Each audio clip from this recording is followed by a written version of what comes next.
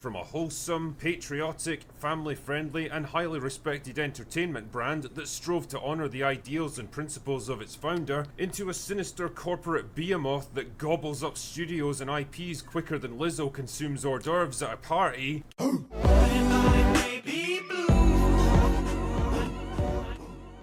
Hi everyone, it's Blue. Make sure you like and subscribe and go follow me on my Twitch and my other YouTube channel. Those links are down below. Also my Patreon, where I post more content on there that I don't post here.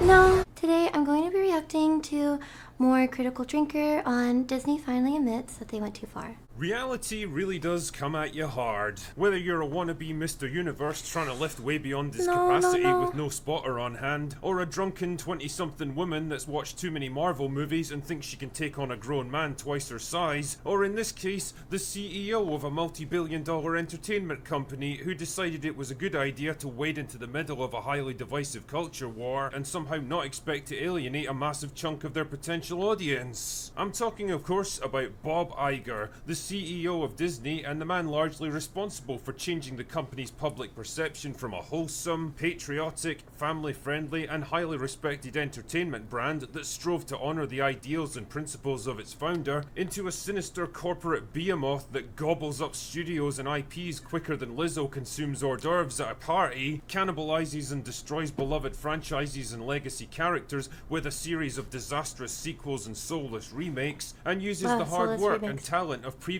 generations as a convenient platform to push the message. To put it in diplomatic terms, this turned out to be a suboptimal strategy. And in case the collapsing share value, cratering park attendance, flatlining box office revenue, and highly publicised and damaging political battles weren't enough to clue you in on this fact, then a recent statement by old Bob himself during an investor's presentation at Disney World that he wants to quiet the noise around the culture war is really the final nail in the coffin. It's the executive equivalent of saying, yeah, I fucked up bro, and it's as close as we're likely to get to a public admission that people aren't buying what they've been selling no matter how many times they try to do it, and the only option now is to either change course rapidly or go bankrupt. Now I have to admit, my first reaction to this statement was... As I said on Twitter at the time, it's a bit like setting fire to your neighbourhood and then acting all surprised when your own house starts burning down. Of course this was always going to happen, Bob. Did you really think you could drag your company in? I'll go ahead and pause because it looks like a relatively short video. It is really a letdown that it doesn't take 1 or 2 movies or even maybe 3 to kind of notice, oh, this isn't really the right path, let's divert. Because typically if somebody does something that doesn't really seem as profitable as they expected, you kind of start making plans and adjustments to change course because it didn't really work out.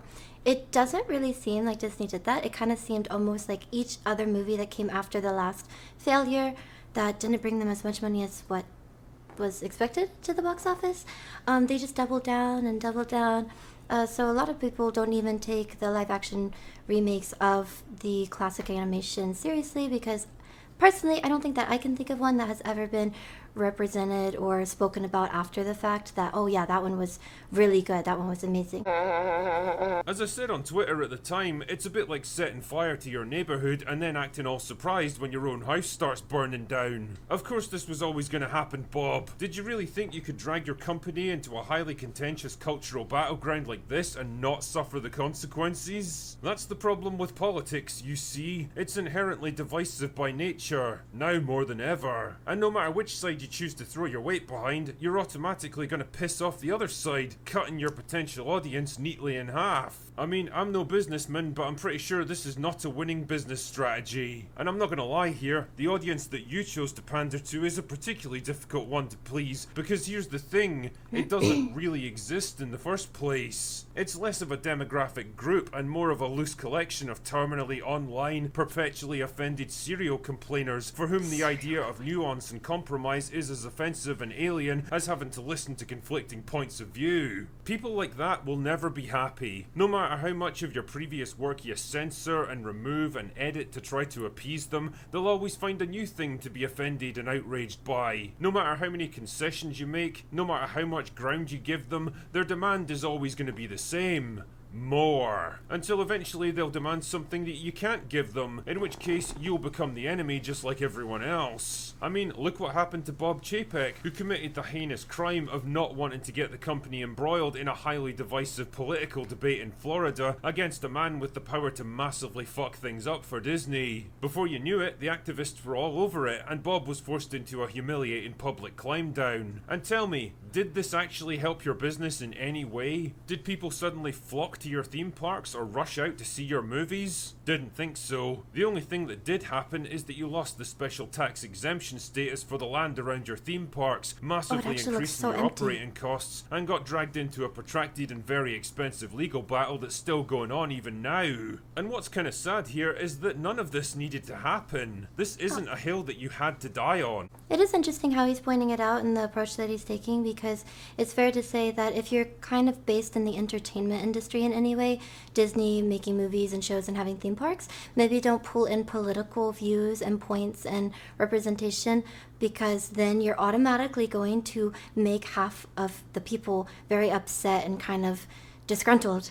So it's easier to just, it sounds harsh, but almost in a sense, stay in your lane and not pick sides. Maybe it would just be best to not drag politics into everything. It's okay that politics can be discussed and talked about, but people don't want to look left and right in entertainment, especially things that they go to something as wholesome as Disney, and have to then again pick a side or have political discussions or think about stuff like that. It seems, especially if you're only picking one side very vocally, you're pandering to it, and there's always going to be one side that's upset. So maybe just don't make it about politics and make it about entertainment. And what's kind of sad here is that none of this needed to happen. This isn't a hill that you had to die on. Why? Because you're a fucking entertainment company, not a political party. Normal, everyday people don't want or need you to champion a cause or push forward an agenda, because that's not your job. Normal people don't need you to fight for or against them, or to praise or lecture them. Normal people watch your movies or go to your theme parks to have a bit of fun, to escape the worries and pressures of everyday life for a couple of hours, to lose themselves in the fantasy for a while. This right here is your core audience. This is your core audience. This is your core audience. This is not. And the last thing your core audience wants from a family entertainment company is to run into the same preachy, divisive pandering they get bombarded with on a daily basis. And the thing is, while I can at least respect the fact that Iger's finally acknowledged the problem he created and what he needs to do to fix it, I don't think he appreciates the monumental effort it's actually going to take. Talk is cheap. Actions are what counts here, and this one's gonna require the Mount fucking Everest of actions to put right. Disney as a corporation is riddled with this stuff now at every level. It's become part of the corporate culture, mostly because he allowed it to happen. He let the foxes into the hen house, and not only are they eating all of his chickens, but they're multiplying at an exponential rate. And believe me, they are not gonna leave without a fight. Getting rid of them is gonna require mass firings on a level never before seen, gutting the company from top to bottom, not to mention ongoing vigilance to make sure they never get back in. And to be honest, I just don't know if a 72-year-old man who's already postponed his retirement multiple times has the resources, the energy, or the political capital to get the job done. Reality truly does come at you hard, but I think in Disney's case, they might be a few years too late in acknowledging it. Anyway, that's all I've got for today. Go away now. So, yeah, I guess at the end of the day, everything comes to an ending, and we're just happen to be in the time where we're witnessing possibly Disney's ending. It's almost like a show that's run on too long, and the first 4 seasons were amazing and great, but yeah, hopefully new things of entertainment will be around in the future or get better in some way or whatever. People can always find other avenues for what they want to watch. So I hope that you guys did still enjoy the video. Make sure you go check out the original creator, The Critical Drinker. If for any reason you're here and you haven't heard of him, go check out his channel because that's where the video is from. And make sure you like and subscribe to mine if you haven't already. And I will see you all next time.